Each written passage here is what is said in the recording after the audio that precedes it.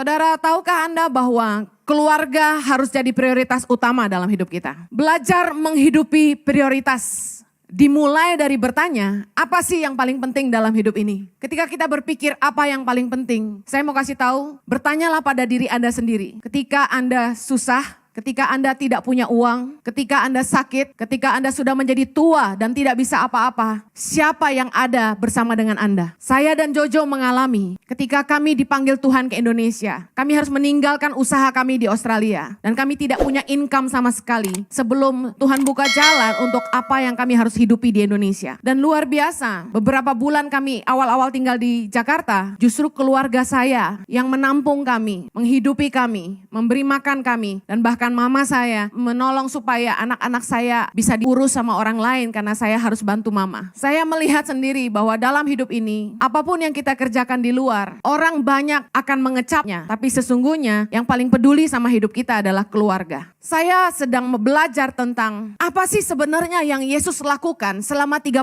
tahun ia hidup sebelum Yesus memulai pelayanannya. Dalam Lukas 3 ayat 23 dikatakan bahwa ketika Yesus memulai pekerjaannya, ia berumur kira-kira 30 tahun. Jadi Yesus datang ke dunia untuk menyelamatkan dunia ini. Itu misinya Yesus datang ke dunia. Amin. Yohanes 3:16. Tetapi Yesus memulai pelayanan misi penyelamatannya itu di usia 30 tahun. Usia berapa Yesus terangkat ke sorga? 33,5 tahun. Berarti Yesus hanya memakai waktu 3,5 tahun untuk melayani misi penyelamatan dunia. 10% masa hidupnya yang Yesus pakai untuk melayani dunia. Tapi 90% masa hidup Yesus di dunia, Yesus ada di mana? Saudara, saya belajar bahwa selama 30 tahun ternyata Yesus ada bersama-sama dengan keluarganya. Nanti saya akan kasih lihat ayatnya. Apa yang Yesus mau ajarkan sama kita? Kenapa Yesus cuma 10% saja melayani di dunia? Lalu saya mendapat pewahyuan begini. Selama 30 tahun, apa yang Yesus kerjakan di tengah-tengah keluarganya tidak tercatat dengan detail di Alkitab. Tapi bukan berarti tidak penting. Karena Yesus menunjukkan dia menghabiskan 90%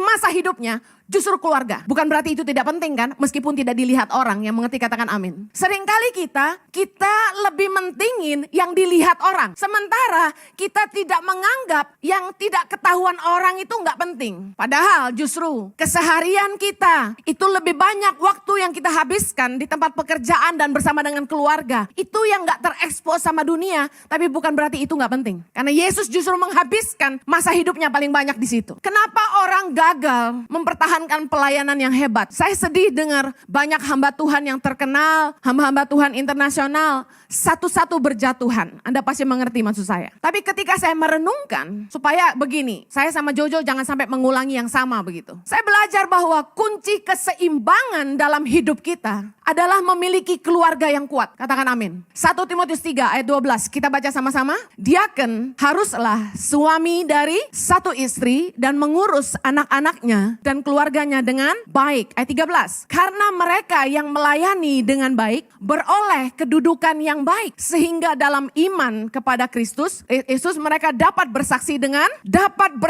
dengan leluasa. Artinya apa? Kegagalan kita di dalam keluarga bisa menjadi batu sandungan dalam pelayanan kita. Tidak hanya bicara soal diaken, tapi ini mewakili para pelayan Tuhan. Bahwa kita harus memastikan kita sudah melayani keluarga kita terlebih dahulu. Kita sudah baik-baik mengurus keluarga kita lebih dahulu sebelum kita mengurus jemaat Allah. Kegagalan kita dalam meletakkan prioritas, yaitu keluarga di atas pelayanan, akan membuat hidup kita jadi batu sandungan buat orang banyak. Banyak orang sibuk pelayanan, Senin sampai Minggu pelayanan. Saya mau kasih tahu, konotasi dari pelayanan adalah ini. Hidup kita adalah ibadah kepada Allah. Apa saja yang kita lakukan dalam hidup ini adalah pelayanan kepada Allah. Anda bekerja di tempat pekerjaanmu, itu ibadah. Anda ngurus keluargamu di rumah, itu ibadah. Pelayanan itu bukan hanya di 4 tembok gereja. Tapi semua yang kita lakukan dengan hidup kita adalah pelayanan kepada Allah. Roma 12 ayat 1. Itulah ibadahmu yang sejati. Jadi saya mau kasih tahu, pelayanan di rumah dan pelayanan di gereja itu sama pentingnya. Kita harus memastikan sebelum kita jadi hebat di luar, kelihatan hebat di depan orang banyak, di rumah kita juga sudah jadi berkat buat keluarga sendiri.